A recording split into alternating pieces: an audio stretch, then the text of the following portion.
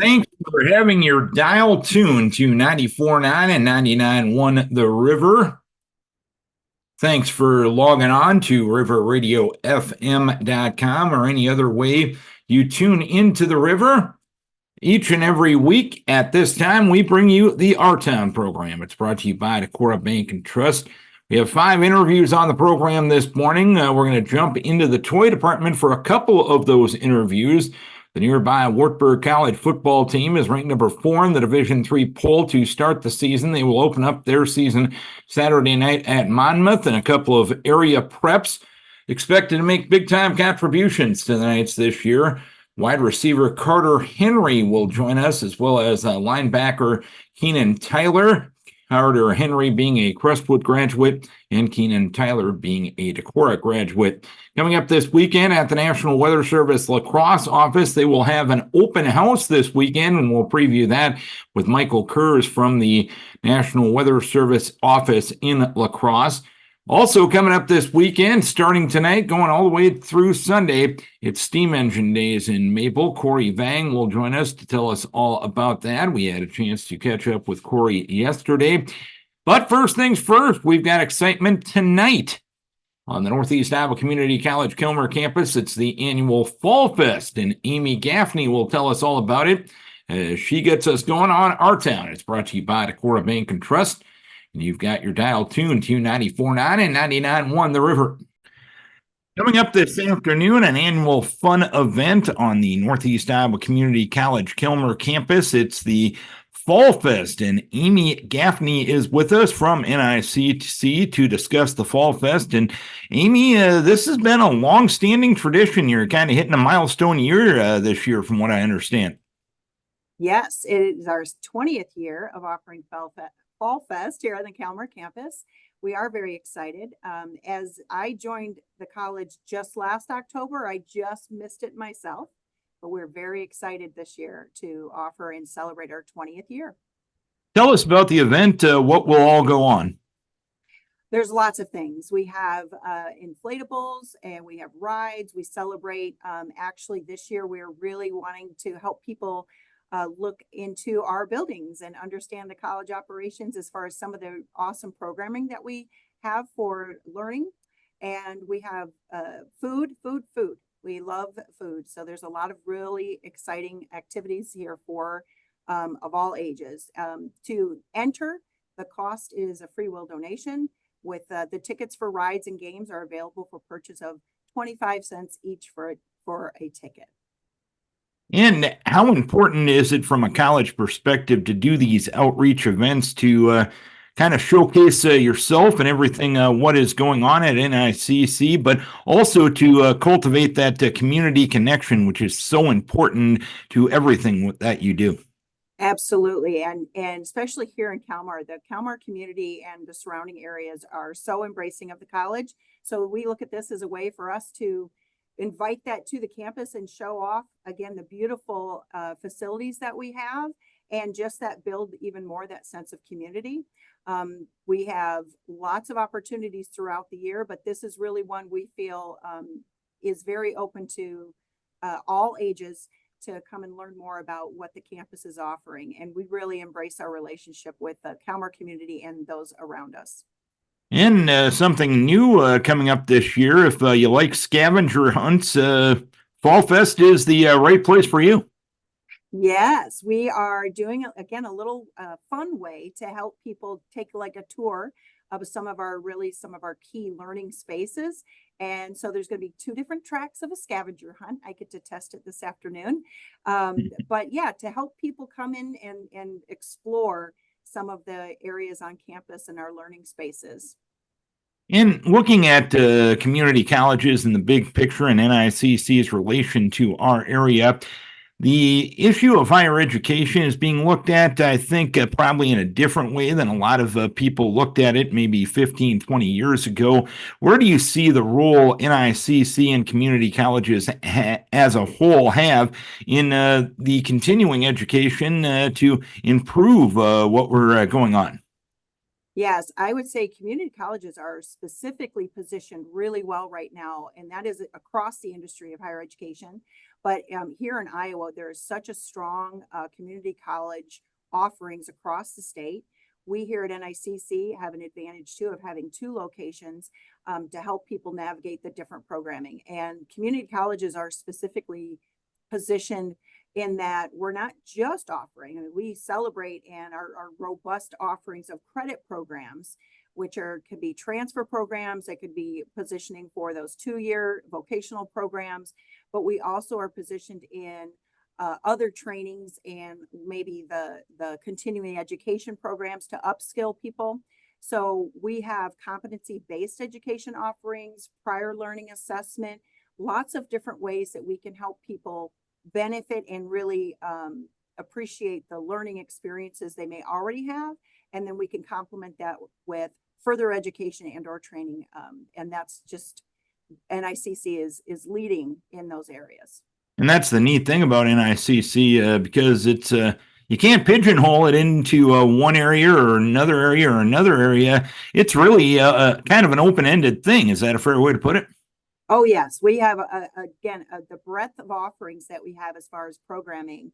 Over 30 programs are eligible for Last Dollar Scholarship. We have, again, our AA and transfer programs. We connect to dozens of partnerships with 4-year institutions if students want to go that route.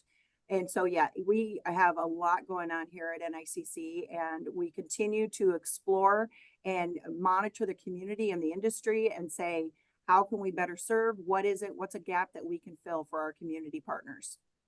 Let's get back to Fall Fest. Anything we're missing on that end of things, and anything else from the college's perspective that the public needs to know? I would just say, come on out. It is a great annual event here in the community. And if you haven't been, now's the time to come. So 5 to 8 on Thursday. We're very excited tonight to get things off and welcome people across to get some great food, some collegial friendship, and live music. So come on over.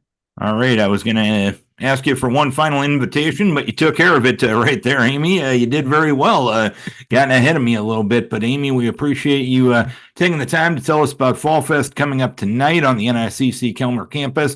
And we thank you for the time, and we thank you and everybody else at NICC for what they do for our communities. Great. Thanks for having us, and thanks for talking to us about Fall Fest. Amy Gaffney from NICC Fall Fest on the Kelmer campus, 5 till 8 tonight. Coming up this weekend, it is Steam Engine Days in Hesper-Mabel, and with us to talk about the event is Corey Vang. And Corey, obviously this is a long-standing historical event in Hesper-Mabel over the years. I know you're involved in the Historical Society end of things. How did this event come to be, and how, in your mind, what has kept this event going over the years? Well, it come to be, I mean, 72 years ago, I guess, is some people just getting together to thrash some oats on the Crosse farm east of Hesper. And then it just kept growing from there. And eventually it was on different private properties, and eventually moved to Hesper. And then at that time, the Business Association of Mabel and invited them to move the show to Mabel. So that happened, I don't remember for sure what year it was, but it was a few ago. But it's just great to see something that started so simple grow into what it is today, and really become a celebration of these communities, and just a great way for the community to get together and celebrate this time of year. Is that a fair way to put it? Absolutely. And let's run down a few of the events that will be going on this weekend, as this will air here on Thursday morning. The fun gets underway tonight, from what I understand. Tomorrow night, Thursday night at 6 o'clock, the tractor ride from Hesper to Mabel will take place. Tonight, I believe is there some Queen something going on. I'm not 100% sure on that. But yeah, tomorrow night with the big tractor ride at 6 o'clock, things get started. Okay, and let's run down a few of the highlights over the weekend. What's going to be up and going on Friday night? Friday night, I believe the Lions have music going on. They have Friday night, they have Smoke and Gun Showdown and Corey Farley Band is going on Friday night. I believe there's stuff at the Legion and Uptown as well. I don't know that 100% for sure, but that would pretty much be the gist of things Friday night. As far as like steam engine activities and stuff, they kind of kick off Saturday morning. And all day Saturday and all day Sunday day for the steam engine activities. What do the steam engine activities all entail? You'll just see some steam engines just driving around and running on their own, but other ones will be running on the sawmills.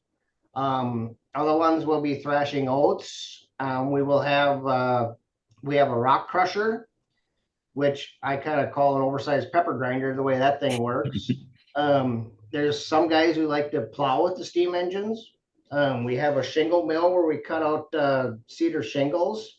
And that's kind of some of the steam activities. Now, when you get to like old tractor and gas stuff, we'll have some corn shelling, and you will see some old tractors and stuff plowing.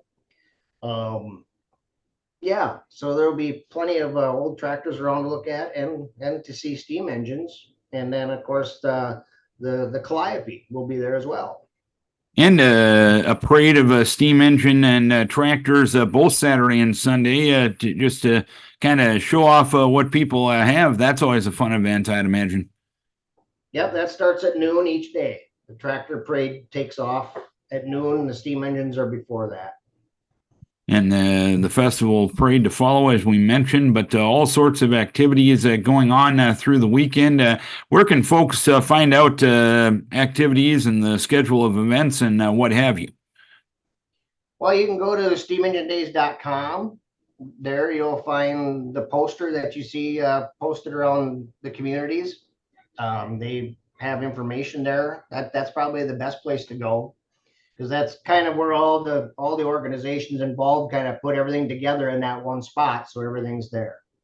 And how neat is it to have all these organizations come together for this community event and really make sure it's a sustainable event from now into the future? How cool is it to get all those people involved pulling a rope in the same direction?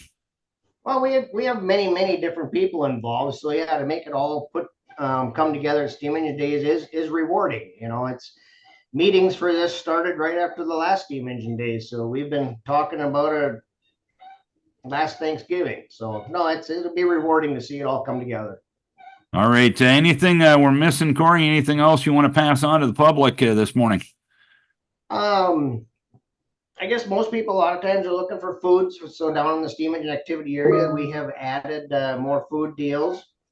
Saturday night at 6:30 will be the Tri-State Truck and Tractor Pull on the Historical Society property. Sunday morning starting at 10 is the Antique Tractor Pull. And I have heard that they have added some 4x4 street classes to that. Another thing is the Toot and Whistle Club every year has a tractor raffle. So this year we have a 1970 Farmall 826 with cash prizes. Oh, very nice tractor. And new to the Historical Society this year, we're doing a raffle giving away a 2024 CF Moto UTV with some cash prizes, and the UTV comes with a trailer. So and how do people sign up for that raffle? We down in the steam engine activity area is where the old, what we call a Newburgh Town Hall area, and there will be tickets for sale there. They are in local area businesses. We will have tickets available up at the Hesper-Mabel Area Historical Society barn as well. And up in the barn, there will be like food offerings and your favorite cold beverage if you like. So yeah, tickets will be available over at the Lions events as well. They have offered to have tickets on their bar there, so they will be around. All right, many places to get involved on that end of things. Corey, I'll let you give one final invitation for folks to come up to Hesper-Mabel this weekend for Steam Engine Days. Well, we welcome everyone to come. There's something for everyone. There's quilt shows, train shows, steam engine activities, tractor activities. I'm sure I'm missing something. Saturday is always going to be a great big parade that people like. Yeah, there's the sand volleyball, I believe, going on too. I know they're trying to revive the softball stuff. We have camping available. Yeah, so come on out. There's something for everyone. All right, Corey, we appreciate you taking a few minutes to tell us about Steam Engine Days. Always a fun event going on this weekend. Best of luck with the event, and we appreciate you taking the time. Well, thank you. It's nice talking to you. Corey Vang joining us, Hesper-Mabel Steam Engine Days, Thursday through Sunday in Mabel. Chatting here with Mike Kurz. He is with the National Weather Service office in La Crosse, and coming up this Saturday, it will be an open house at the National Weather Service office in La Crosse. And Mike, I guess my memory is getting lousy in my old age here, but have you guys done something like this in the past? We have a few times, actually. The Okay. most recently, though, was 2016. So it's been several years since we've pulled one of these off. And we've had some staffing changes and periods of shorter staffing where it would have been too much of a challenge to pull one of these events off. But now we're in a good spot. And so a lot of willing people and a lot of excitement to do this again. And tell us about the event that will be coming up on Saturday. Give us the who, what, where, when, and why. Yeah, so we're holding a public open house. Everyone is welcome. And we're trying to spread word far and wide that come to our office here in La Crosse up on the top of the bluff here. And we're holding it from 11 a.m. to 4 p.m. And so just follow the signs. We'll have some signs posted kind of near the bottom of the hill, the bottom of the bluff to get up here off of either Losey Boulevard in La Crosse or Highway 33. And we're up here on County Road FA. So you can find the details and map links on our website, weather.gov/lacrosse. Yeah, we'll be holding this. It's not just our office that we're excited for people to come and see. We've got a bunch of other partnering agencies as well, some of the folks that we work with regularly, and we're excited to have them here to kind of showcase their own special work that they do, their fields. So we've got fire departments attending, sheriff's offices, county highway departments, Red Cross will be here as well, DNR, a lot of other entities that'll be here for folks to come and just, it's going to be a lot of fun. Vehicles to see, their vehicles, equipment, our tour of our office, learn about what we do. As for your office specifically, I understand the theme of Saturday is going to be Unleash Your Inner Meteorologist. Explain. Yeah, we were kind of trying to think, what would be a fun theme for this? And I think, weather affects us all in one way or another. And there's a lot of people who just kind of geek out over some of this. And we welcome that. We're weather geeks ourselves. So we celebrate it and invite those of you who want to come and just learn more about meteorology, how to forecast, how do we issue the tornado warnings and severe thunderstorm warnings. We're going to do simulations of that to show you kind of how it is. So it's going to be a lot of cool information for anybody with an interest in weather, in forecasting, and meteorology. We welcome one and all to come partake. And I think people that attend it will probably figure out there's more to forecasting than meets the eye, I'm guessing, right? Yeah, there's a lot of people who come here for tours periodically, and they're just kind of surprised about, they hear National Weather Service and, oh, are you the guys on TV? Or no, but we do a lot behind the scenes that people aren't familiar with. And so I think this will be a really neat opportunity to kind of reveal what it is we do and the equipment that we use. We'll get we won't have tours of the radar, but we'll be talking about it and learning about just that and other equipment that we use to do our jobs. How important in your mind are these outreach opportunities, knowing the fact that you can make that personal connection when you release the information, whether it's summer-related weather, winter-related weather, which will be here before we know it. How important are these outreach opportunities just to give the public a little bit more knowledge on what goes into what you do? Yeah, anytime we can get the word out about the importance of monitoring the weather and monitoring the forecast and just kind of having folks see, oh, okay, yeah, I do need to have more than one way to receive warnings and understanding those kind of nuances. So it's these types of opportunities when we can get directly interfaced with the public so they can see what we do, and learn about opportunities that they can plug in as well. Because it's not just us that do the forecast. We rely on observations from, of course, automated systems, but also humans as well. We've got a dense network of volunteer observers who measure the daily temperatures, highs and lows, the precipitation, snowfall amounts, and that's critical information for us. So we always are looking to recruit more willing individuals who want to share their data, their information with us. And learning about storm spotter training too is another avenue that we use for getting word out into the public of the importance of supporting the National Weather Service so that we can do our job, which is to protect life and property across the region. Anything we're missing about the open house? Anything else the public needs to know?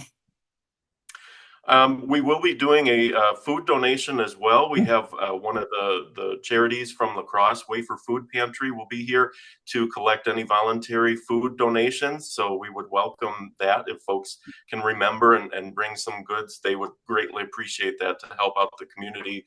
But otherwise, no bags or backpacks will be allowed in the building. But otherwise, we are just so excited and looking forward to this opportunity to open our doors to people. It's been a long time, several years since we've been able to do this.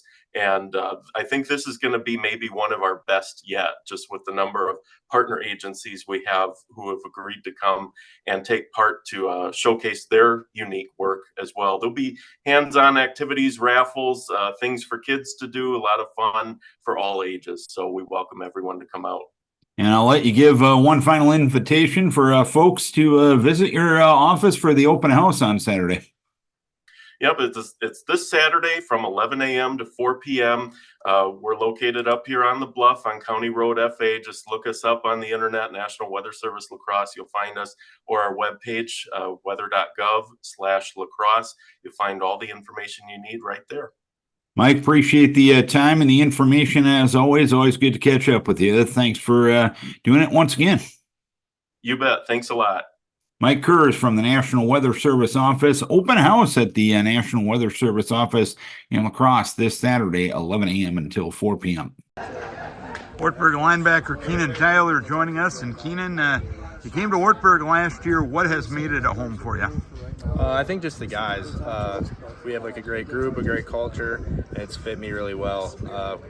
I don't know, we're all super close and hang out outside of football on the field. It's a great time. So that's what's I love it here, and that's what's kept me going here. I know right away you made the travel roster as a special teamer right away. And when you got 180 guys in the program, that's no small accomplishment in your first year at a school. How much confidence did that bring you, knowing the fact you were traveling right away? Yeah, it definitely brought a little confidence, but I think the main thing with confidence is like preparation. And last year, just making the travel roster, you get to be around and you get to see the older guys, how they prepare, and you kind of feel like, you're a part of this thing and you have a role. And that's kind of the main thing I took from last year is how they prepare, like how I'm going to go into this year and the things that they did. I learned a bunch last year and now I got to go. I saw how they did it. Now it's kind of my turn to go out and do it. I know last year, the way a lot of games went, you saw a lot of time in the second half of a lot of games last year. How did that help you grow? Yeah, we go out there and, we get a bunch of reps, and that was really nice because, on Sundays we go and we watch game film, and it's really nice, Coach Cheddar, he'll tell us exactly what we're doing right and wrong, and we're taking notes like crazy trying to get everything good for this year. And so that was definitely a big thing, getting some game experience before this year. Looking at the linebacking cores last year and the defense as a whole, like an Owen Grover, Defensive Player of the Year in D3, Jordan Downing, Connolly on the defensive line. What did you learn from the guys like that? Yeah, well, really, I already talked about preparation, but really that's what it was. They prepare. Owen Grover, Preston, all them guys. When they're out there at practice, it's like they're full go. They're sweating during individual period. They're taking it as serious as it gets in practice. And really, practice should be harder than games. And, you know, they showed that. They showed the way they prepare, note-taking, everything. And us younger guys, the new linebackers, that's kind of what we learned from them. So, you know, we can do all that this year. And, yeah. I know you focus on the X's and O's and the little details and everything like that. Media dopes like us, we focus on stats. Yep. 3 years in a row, you've led the nation at any level of NCAA football in rushing yards per game and average rush attempts. Is that something that just kind of collectively you take a lot of pride in? You want to keep that standard going? Yeah, you know, we are like a run-first defense, and, you know, we'll react to the pass, and we're great at that. But the reason, you know, for that is, you know, we trust each other. We know to keep our leverage. You know, if I'm an outside-in guy, I'm going to keep that. I'm going to trust the guy to my left. You know, he's going to make the play. And that's why it works out so good. We have a trust in the whole defense that, you know, it's next guy's going to be there and he's going to make the play. It's not a selfish defense is what I'm saying there. How do you develop that trust? Because that just doesn't happen. No, yeah. I think it's rare, and, you know, but it's not here. It's through practice, you know, little things. We see it in film. We watch film pretty much every practice, every day. We'll see it in film, and, you know, it takes practice. It's not something you get right away, but throughout, you know, fall camp, meeting guys, and you just build the trust that they're going to be there. It's happened so many times in practice where by the time you get in a game, you just know they're going to be there.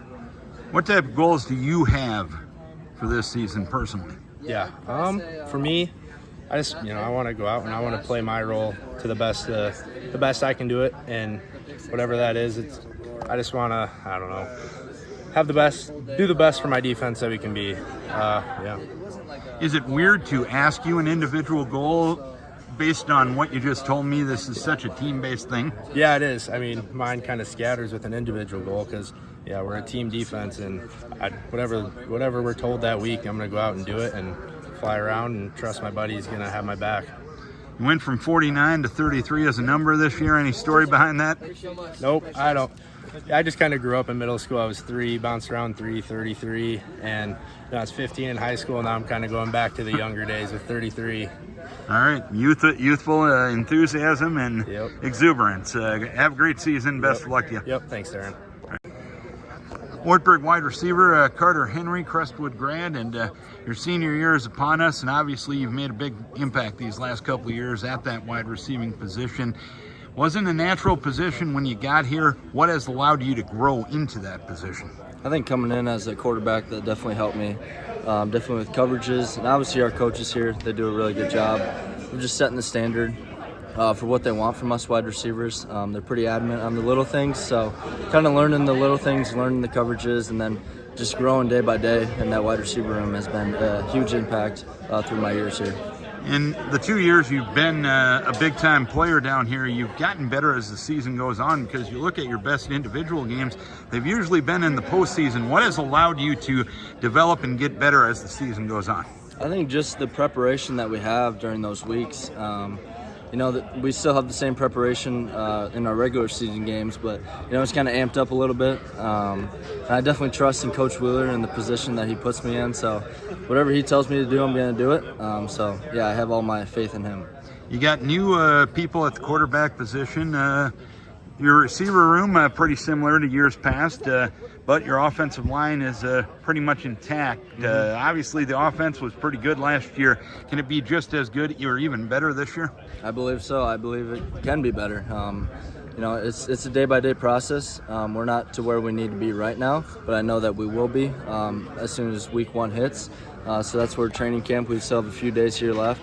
It's going to be very important to take those few days and really get honed in on the standard that we want to set in the offense. Be physical up front and make plays as wide receivers, and we have all the faith in the quarterback that's going to be chosen there. And yeah, we have all the faith in the quarterback room. Even though Niall left, like, we still got Markham, Dodd, Riley. Like, anyone that's going to show up is going to show up. So yeah. I look at you and Drake. Yep. I think Coach Winter said 130 catches, about 1,200 yards, and 15 touchdowns between you last year, and no all-conference recognition. I know you probably don't worry about the individual accolades, but does that motivate you a little bit? You know, Not really, to be honest, because I would rather take the season that we had last year and not be an all-conference guy. You know, if I was all-conference and we didn't make the playoffs, I'd be dissatisfied or not satisfied at all. So, you know, I'm not really worried about the all-conference. That'll speak for itself. I think it spoke in the playoffs for who we are as a wide receiver group. So, yeah, I think that as long as our coaches respect us for who we are, then that's all that truly matters to us. You were on the cusp of going to Salem last year. You're right there with North Central. Mm-hmm. How hungry does that make you, knowing the fact you were so close, even closer than you were the year before? Mm-hmm. Definitely has a chip on our shoulder. We know that team's going to be after us, but it's still a day-by-day process. Sticking to the standard, focus with just beating Monmouth. That's the first thing that we got to focus on right now, and everything after that, day by day. Because all of us in media and from the outside looking in, we look at the big picture and what you can do and how far you can go and everything like that. You're talking about focusing on beating Monmouth, and that's your job at hand right now. How do you do that? How do you accomplish that? How do you get your mind in such a place that, hey, if we don't take care of business and practice today, we are not going to get those big time goals? Definitely our coaches. Our coaches do a really good job of honing that in, setting the standard for week one. Week one is our next opponent, and it's all about us and who we can be the best versions of ourselves, and that's all we can focus on. And individual goals for this year, I ask you those, but is it weird for me to ask you those individual goals? Because all of you are so team focused. Yeah, and I think that's why we're pretty successful around here, is because we're very team focused on the end goal, which is a W, and whatever it takes, whether it's blocking, whether it's making that big play, doesn't matter about the stats to us. We just want that W at the end. And you talked about playing physical. That includes blocking as a wide receiver. Is that something you kind of take a lot of pride in? Yeah, we take a lot of pride in that for sure. We know that our O-line is going to be pretty solid this year, really good, we believe, and the ball is going to be in the running back's hand, and it's our job to make that play more explosive than it can be on the outside. So, yeah, we definitely take a lot of pride in that. All right, Carter, best of luck to you this season. Stay healthy. Have a great year. Thank you very much. All right. The tip of the Twins cap to our guest on the program this morning, Amy Gaffney from Northeast Iowa Community College. Kelmer campus will be hosting Fall Fest this evening. Steam Engine Days this weekend in Mabel. Corey Vang joining us to tell us all about that. Mike Kurz from the National Weather Service office in La Crosse. The open house taking place at the NWS office in La Crosse this weekend, and a couple of Wartburg College football players, Decorah graduate Keenan Tyler, slated to start at linebacker for the fourth-ranked team in Division III football, as well as Crestwood wide receiver Carter Henry. Don't forget, we put these shows on YouTube each and every week. We realize you're busy. You can't always be near a phone or a streaming device or a radio at 9 o'clock on a Thursday morning, but we get to talk about interesting things with this interesting people, and we want to bring those conversations to you on your schedule.